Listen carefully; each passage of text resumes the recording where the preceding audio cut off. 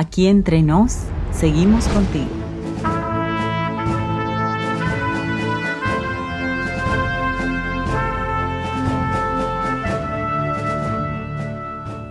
¿Qué tal, amigos? Bienvenidos a Aquí Entre Nos, un programa pensado en los maestros de escuela sabática. La Torre de Babel siempre ha sido una historia que en lo personal me parece sumamente llamativa.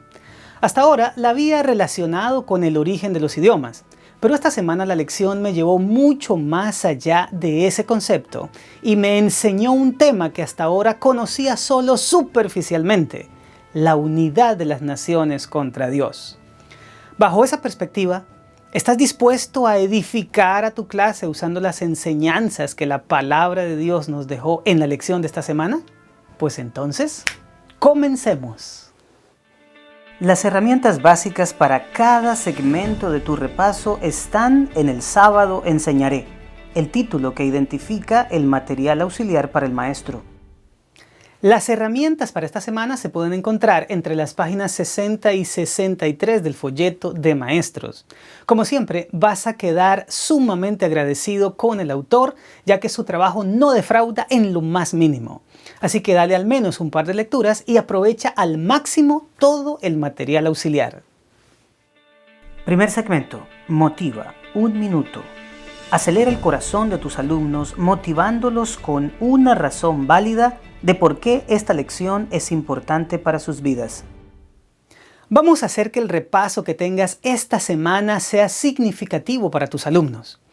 El primer paso para lograrlo es propiciar que la mente de ellos vislumbre las ventajas de esta clase. Con una pregunta como la siguiente, este propósito estará garantizado. Diles esto: ¿cuándo tener unidad de propósito es tan malo que Dios mismo tiene que intervenir para frustrar los planes humanos? Pues en eso es que vamos a trabajar en este repaso. Y luego de decir esto, haz una breve pausa y pasa a la siguiente parte. Segundo segmento: explora, 15 minutos. Extrae de la mente de tus alumnos los 3 aspectos más edificadores del carácter que la lección contiene. Te propongo los siguientes puntos para tu repaso. Primero, las razones de la torre. La lección de esta semana, antes de tocar el punto de la Torre de Babel, se involucra en algunos temas como la ebriedad de Noé, la maldición de Canaán y las genealogías de Sem, Cam y Jafet. Permíteme entrar brevemente en este último aspecto, ya que tiene que ver directamente con el proyecto de la torre. Si notas detenidamente, todo el capítulo 10 de Génesis se dedica a delinear los 70 descendientes que surgen a partir de los hijos de Noé. Invita a tu clase a leer Génesis 10:32 y pregunta: ¿qué formaron los descendientes del patriarca? El texto nos dice: estas son las familias de los hijos de Noé por sus descendencias en sus naciones, y de estos se esparcieron las naciones en la tierra después del diluvio.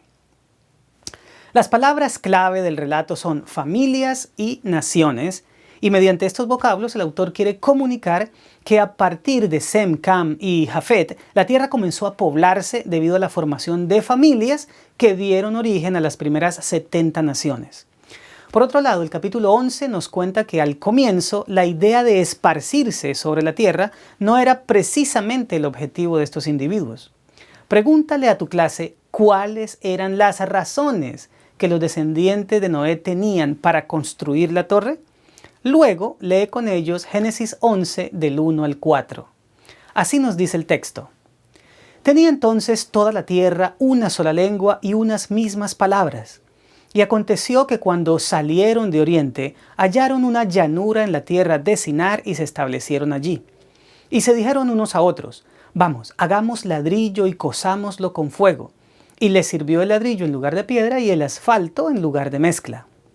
Y dijeron: vamos, edifiquemos una ciudad y una torre cuya cúspide llegue al cielo, y hagámonos un nombre por si fuéramos esparcidos sobre la faz de toda la tierra.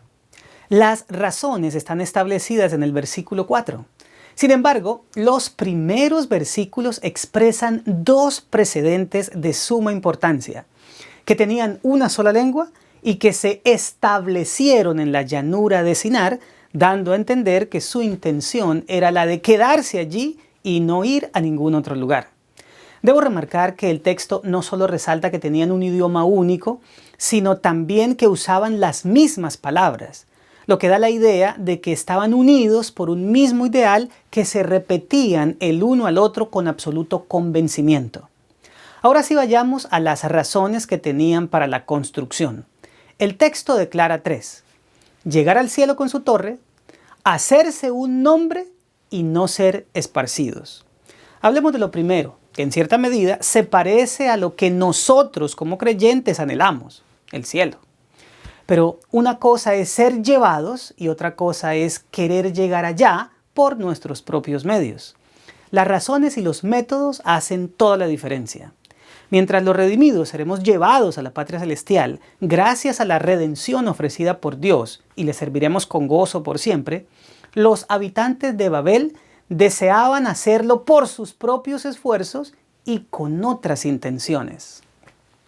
Invita a tu clase a leer Isaías 14, 13 y 14 y encontrar allí los propósitos de Lucifer de ascender al lugar más sublime del cielo. El texto declara: Tú que decías en tu corazón, subiré al cielo, en lo alto junto a las estrellas de Dios levantaré mi trono y en el monte del testimonio me sentaré a los lados del norte. Sobre las alturas de las nubes subiré y seré semejante al Altísimo. No resultaría nada extraño que las naciones de Génesis 11 tuvieran las mismas intenciones de Lucifer, ya que éste era el que en última instancia los estaba dirigiendo.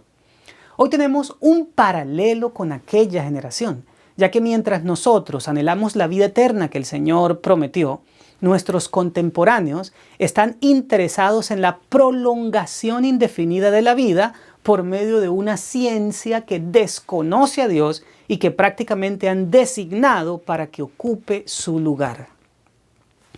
La segunda razón por la que se empeñaron en la construcción de la torre en la llanura de Sinar fue la de hacerse un nombre, lo que quiere decir que querían obtener fama, grandeza y poder. Cuando uno lee Génesis capítulo 12, versículos 1 y 2, encuentra un paralelismo inverso. Lee ese texto con tu clase y pregunta: ¿cómo un ser humano puede engrandecer su nombre? El texto dice: Pero Jehová había dicho a Abraham: Vete de tu tierra y de tu parentela y de la casa de tu padre a la tierra que te mostraré. Y haré de ti una nación grande y te bendeciré y engrandeceré tu nombre y serás bendición. ¿Qué diferencia, no te parece? Mientras las naciones estaban procurando hacerse un nombre, la Escritura nos dice que el único que puede hacer eso por un ser humano es Dios. Es decir, que la verdadera fama, gloria y poder son los que vienen de Dios, como sucedió con David o Salomón. La búsqueda humana de grandeza no lleva sino a la desgracia de los demás, pero la que otorga Dios nos convierte en bendición para ellos, como se le dijo a Abraham por parte del Señor. Por otro lado, la Biblia sí dice que hay alguien que puede hacerse para sí un nombre. Lee con tu clase Isaías 63, 12 y 14 y descubran qué es lo que allí nos dice. La Escritura refiere: el que los guió por la diestra de Moisés con el brazo de su gloria, el que dividió las aguas delante de ellos, haciéndose así nombre perpetuo.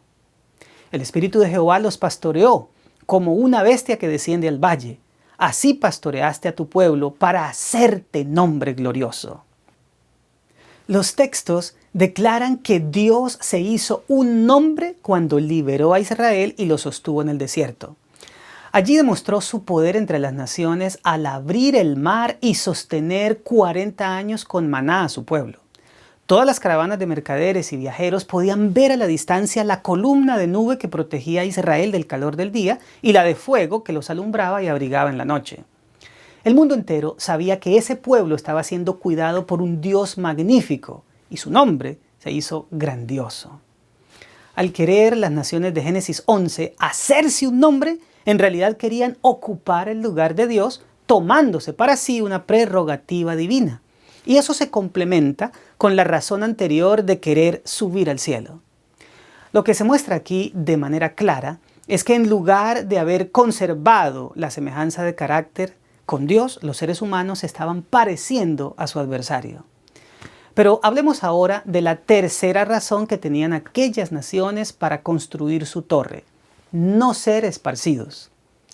La traducción de la Reina Valera de 1960 es: hagámonos un nombre por si fuéramos esparcidos. Pero la misma versión, revisada en el 2015, hace una traducción más precisa del vocablo pen al expresar: no sea que seamos esparcidos. Lo que significa que la intención era evitar la dispersión por toda la tierra. Hace unos minutos leímos que los descendientes de los hijos de Noé se establecieron en la llanura de Sinar. La palabra establecieron es yashab, que literalmente significa quedarse, lo que nos muestra su intención de no ir a ningún otro lugar. Eso es serio debido a que el primer mandato divino a Adán y Eva fue el de multiplicarse y llenar la tierra, no el de concentrarse en un solo sitio. En otras palabras, estamos leyendo de una rebelión total contra el mandato original de Dios que los enviaba a poblar el planeta. Pero en lugar de eso, ellos querían formar una civilización centralizada y un gobierno totalitario. Y para eso estaban manipulando a todos con las mismas palabras, es decir, con un mismo discurso que conducía a una única manera de pensar, actuar y vivir. ¿No te parece que eso suena muy similar a lo que ocurre en nuestros días? No solo los valores que Dios ha establecido están siendo cuestionados, a tal punto que a lo malo se lo considera correcto, sino que todo apunta a que se quiere construir un orden diferente de las cosas mediante un mundo globalizado. Lo que nos lleva al siguiente punto: el pueblo es uno.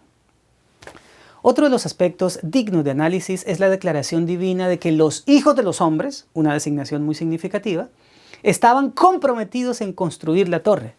Pregúntale a tu clase cómo denomina Dios a esta unidad de propósito y luego invítalos a leer Génesis 11:6.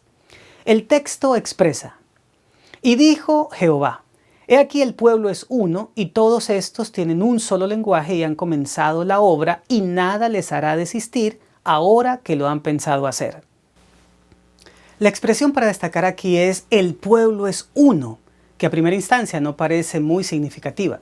Sin embargo, la palabra que se traduce como uno contiene una lección sorprendente en el hebreo. El vocablo es ejad y da la idea de uno en el sentido de estar unido. Génesis capítulo 1 versículo 5 lo traduce como el ordinal primero, refiriéndose al día 1 de la creación. Sin embargo, también quiere decir que un día está compuesto de dos partes unidas, la tarde y la mañana. Esto mismo se deja ver en la unión matrimonial de Adán y Eva. Génesis capítulo 2, versículo 24 declara: por tanto, dejará el hombre a su padre y a su madre, y se unirá a su mujer, y serán una sola carne. Una es la palabra ejad, que nos transmite la idea de que una sola carne es una unidad formada por dos personas, el hombre y la mujer. Para dar mayor importancia a esta expresión, te invito a que leas en el libro de Deuteronomio capítulo 6, versículo 4. Este es el artículo de fe principal del judaísmo. Allí se dice: oye Israel, Jehová nuestro Dios, Jehová uno es. Aquí se puede notar que se hace una triple mención de la divinidad como Jehová nuestro Dios, Jehová uno es, diciéndonos que es una unidad. En otras palabras, así como dos partes, el día y la noche, forman un día, dos personas, el varón y la mujer, forman un hogar, y tres personas divinas constituyen un solo Dios, de la misma manera las 70 naciones de Génesis 11, compuestas por muchos individuos, formaban un solo pueblo, ya que estaban unidos en propósito. En mi experiencia, llegar a una unidad así es muy difícil, pero los constructores de la torre lo lograron. Por eso el Señor añade que en ese escenario nada les hará desistir. Lo hicieron gracias a que tenían un mismo idioma y usaban un mismo discurso repetitivo que logró convencer a todos de involucrarse en el proyecto. Y bajo esta perspectiva, entremos al punto final: el Dios que desciende. El relato nos dice que los constructores de la torre nunca lograron que su cúspide llegara al cielo. Por el contrario, el Dios del cielo tuvo que descender. invita a tu clase a leer Génesis 11, 7 y 8 y pregunta, ¿qué lecciones nos deja este pasaje? El texto dice, ahora pues, descendamos y confundamos allí su lengua para que ninguno entienda el habla de su compañero. Así los esparció Jehová desde allí sobre la faz de toda la tierra y dejaron de edificar la ciudad. Lo primero que personalmente resalto es el uso de los verbos en plural al declarar descendamos y confundamos para indicar que Dios es más de una persona, algo muy poderoso teológicamente hablando. Pero lo siguiente es que se contrasta el gigantesco esfuerzo de las naciones para construir su torre y lo sencillo que le resultó al Creador hacerlos desistir. Eso me hace recordar el Salmo 2, versículos 1 al 3, en donde se presenta un motín de las naciones contra Dios. Pero el versículo 4 dice que el que mora en los cielos se reirá, el Señor se burlará de ellos. Así también resultará en estos posteriores días, cuando el enemigo forme su coalición y reúna a las naciones contra el Todopoderoso, pensando en acabar con el remanente. En ese momento el Señor hará trizas sus planes y rescatará a su pueblo.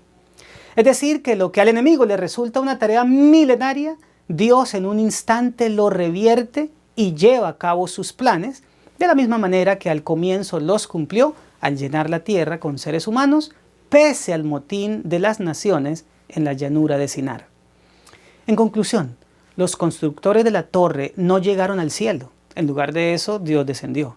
Aquellos no se hicieron un nombre, quedaron en el anonimato y la vergüenza, mientras que el nombre del Creador fue glorificado. Y finalmente las naciones fueron esparcidas, cumpliéndose así los planes del Señor. Tercer segmento. Aplica 12 minutos. Plantea simulaciones de la vida real con escenarios que necesiten soluciones basadas en lo estudiado, estimulando así la participación. Dediquemos ahora unos minutos a la aplicación respondiendo en clase las siguientes preguntas. Primera, de las 3 razones que tuvieron los constructores para hacer la Torre de Babel, ¿cuál crees que fue la más ofensiva a Dios y por qué? Segunda, aunque la unidad es un valor maravilloso, ¿cómo podría pervertirse y usarse para el mal?